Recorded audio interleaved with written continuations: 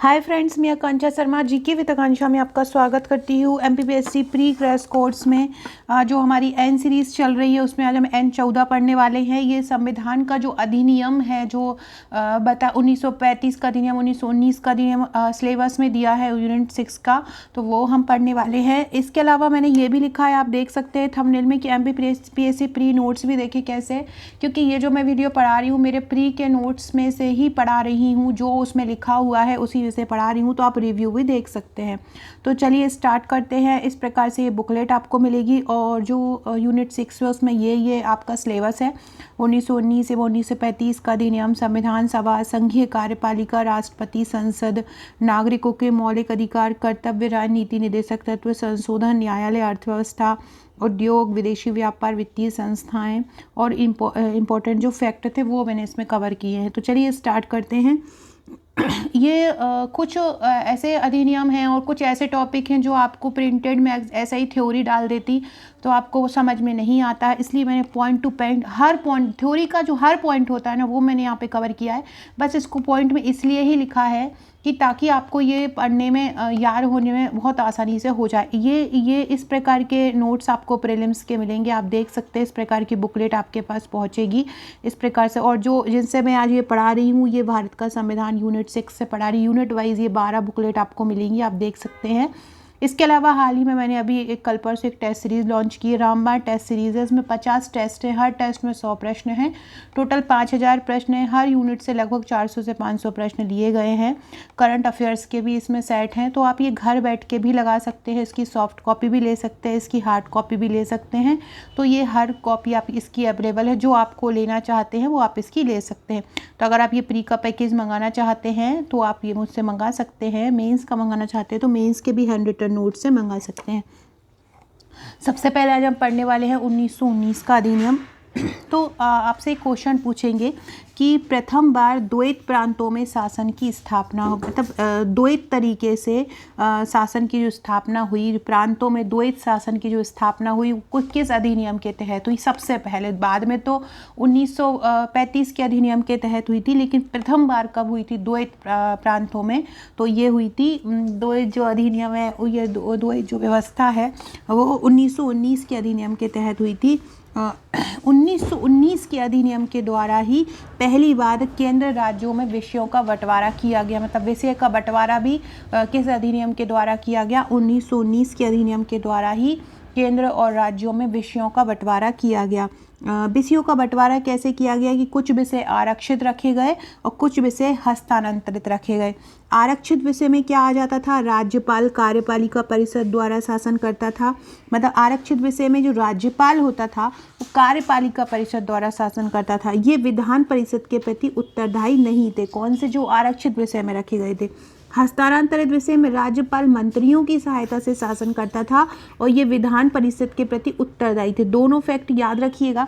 विषयों का बंटवारा किस अधिनियम के तहत किया गया? आरक्षित और हस्तांतरित विषयों का बंटवारा किस अधिनियम के तहत किया गया?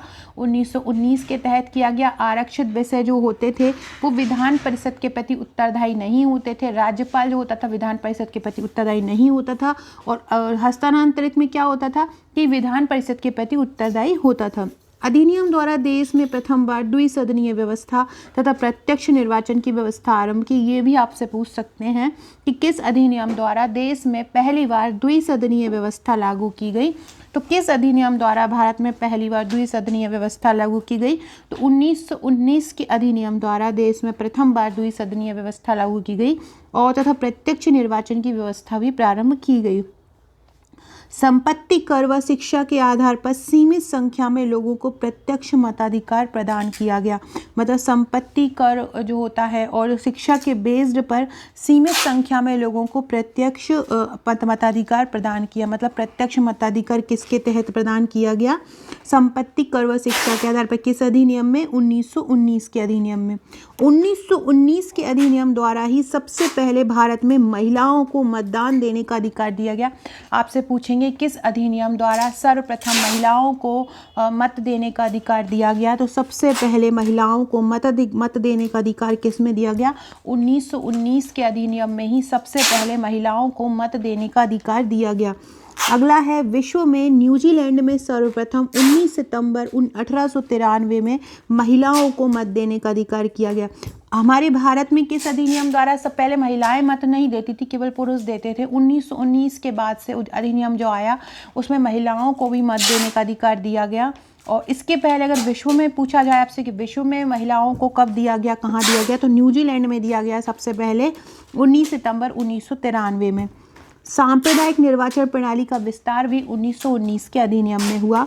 मुस्लिमों के साथ अब सिखों, भारतीय ईसाइयों, आंग्ल भारतीयों व यूरोपियनों के लिए भी विधान परिषद में स्थान आरक्षित किए गए। मतलब मुस्लिमों के साथ मुस्लिमों को तो विधानसभा में आरक्षित दिया ही था, इसके अलावा सिखों को भी दिया जाने लगा, ईसाइयों को भी दिया जाने लगा, आंग्ल भारतीय व यूरोपियनों के लिए भी विधान परिषद में स्थान आरक्षित किए गए। एक लोक सेवा आयोग का प्रावधान किया गया, ये भी ध्यान रखिएगा। 1919 के अधिनियम में एक लोक सेवा आयोग का प्रावधान किया गया। 1923 में गठित ली आयोगों की सिफारिशों के आधार पर 1926 में सर रॉस वर्कर की अध्यक्षता में केंद्रीय लोक सेवा आयोग का गठन हुआ। ये आपका यूपीएससी जो है, जो संघ लोक सेवा आयोग है, उसमें उससे संबंधित ये प्रश्न बन जाएगा कि सबसे पहले जो यूपीएससी सबसे पहले जो गठित हुआ था केंद्रीय लोक सेवा आयोग के नाम से हुआ था, किसकी अध्यक्षता में हुआ था, रॉस वॉकर की अध्यक्षता में हुआ था। कब हुआ था? 1926 में। किसने इसकी अनुशंसा की थी? ली आयोग ने। इसी के बाद साइमन आयोग का गठन किया। जब केंद्रीय लोक सेवा आयोग का गठन हुआ उसके बाद साइमन आयोग का गठन किया गया था। प्रांतीय विधान परिषदों के आकार में वृद्धि की गई। किस अधिनियम के तहत प्रांतीय विधानसभा परिषदों के आकार में वृद्धि की गई? 1919 के अधिनियम में। 1919 के भारत शासन अधिनियम को मॉन्टेग्यू चेम्सफोर्ड सुधार कहा जाता है। ये भी आपको ध्यान रखना है कि किस अधिनियम को मॉन्टेग्यू चेम्सफोर्ड अधिनियम कहा जाता है। तो किस शासन अधिनियम को मॉन्टेग्यू चेम्सफोर्ड अधिनियम कहा जाता है?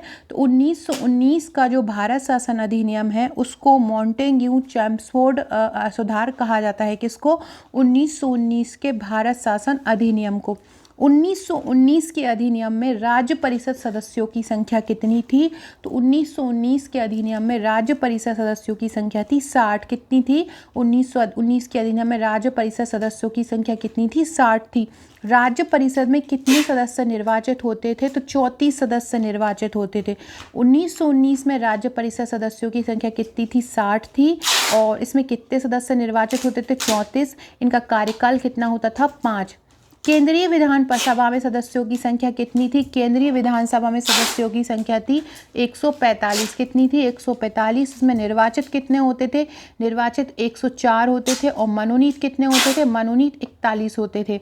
इनका कार्यकाल कितना होता था? इनका कार्यकाल 3 वर्ष होता था। तो राज्य परिषद होती थी और केंद्रीय विधानसभा होती थी। राज्यसभा में राज्य परिषद के सदस्य जो होते थे 60 होते थे, निर्वाचित उसमें 34 होते थे और इनका कार्यकाल 5 होता था। ऐसे ही केंद्रीय विधानसभा में 145 सदस्य होते थे, निर्वाचित होते थे 104 और मनोनीत होते थे 41 और कार्यकाल इनका था 3 वर्ष।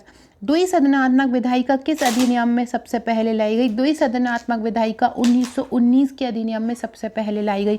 किस अधिनियम में लाई गई? 1919 के अधिनियम में द्विसदनात्मक विधायिका सबसे पहले लाई गई। फ्रेंड्स, 1919 के अधिनियम को मैंने आपको बताया कि सबसे पहले द्वैत प्रांतों में शासन की व्यवस्था इसी के तहत की गई। केंद्र राज्यों में विषयों का बंटवारा 1919 के तहत किया गया, अधिनियम के तहत किया गया। आरक्षित विषय थे और हस्तांतरित विषय। आरक्षित विषय में विधान परिषद के प्रति राज्यपाल उत्तरदायी नहीं था, हस्तांतरित विषय में था। प्रथम बार द्विसदनीय व्यवस्था तथा प्रत्यक्ष निर्वाचन की व्यवस्था भी इसी में लागू हुई। संपत्ति कर व शिक्षा के आधार पर सीमित संख्या में लोगों को प्रत्यक्ष मताधिकार भी इन्हीं के तहत प्रदान किया गया। महिलाओं को मतदान देने का अधिकार किस अधिनियम के तहत प्रदान किया गया? 1919। सबसे पहले न्यूजीलैंड में। सांप्रदायिक निर्वाचन प्रणाली भी इसी अधिनियम के तहत आरंभ की गई। इसके बाद जो मुस्लिमों के अलावा और भी जो धर्म है उनको भी मत देने का अधिकार दिया गया। लोक सेवा आयोग का गठन, ली आयोग जो 1923 में बना था वो भी 1919 के अधिनियम के तहत बना। इसके बाद प्रांतीय विधानसभा के आकार में वृद्धि 1919 के अधिनियम के तहत हुई। भारत इस 1919 के अधिनियम को और क्या कहा जाता है? मॉन्टेग्यू चेम्सफोर्ड अधिनियम कहा जाता है। 1919 अधिनियम में राज्य परिषद सदस्यों की संख्या कितनी थी? 60। राज्य परिषद में कितने सदस्य निर्वाचित होते थे? 34। कार्यकाल कितना होता था? 5। केंद्रीय विधानसभा के सदस्य कितने थे? 145। निर्वाचित होते थे 104, मनोनीत होते थे 41। तो कार्यकाल था 3 वर्ष। द्विसदनात्मक विधायिका किस अधिनियम से लाई? द्विसदनात्मक विधायिका जो थी 1919 के अधिनियम में लाई। फ्रेंड्स, अभी हमने 1935 का और 1919 का मैं एक साथ पढ़ाऊंगी तो आप कंफ्यूज हो जाओगे। आप इसको पहले बहुत अच्छे से पढ़ लो। कल जब मैं N15 आपके लिए लेके आऊँगी तो मैं आपको 1935 का अधिनियम लेके आऊँगी। तो उससे क्या होगा आपके दोनों, क्योंकि दोनों ही अधिनियम है तो इनसे संबंधित 2-3 प्रश्न बनना ही है, तो उससे ज़्यादा आपको अच्छे से क्लियर हो जाएगा। वीडियो अच्छा लगे तो लाइक शेयर जरूर कीजिएगा। व्हाट्सएप ग्रुप की लिंक और टेलीग्राम ग्रुप की लिंक, इंस्टा की लिंक, इंस्टाग्राम से आप जुड़ सकते हैं, आकांक्षा शर्मा जीके विद आकांक्षा नाम से है। आप फेसबुक से भी जुड़ सकते हैं, जीके विद आकांक्षा नाम से मेरा ग्रुप है, और आप मुझे व्हाट्सएप और टेलीग्राम ग्रुप में भी फॉलो कर सकते हैं। Okay friend, thank you.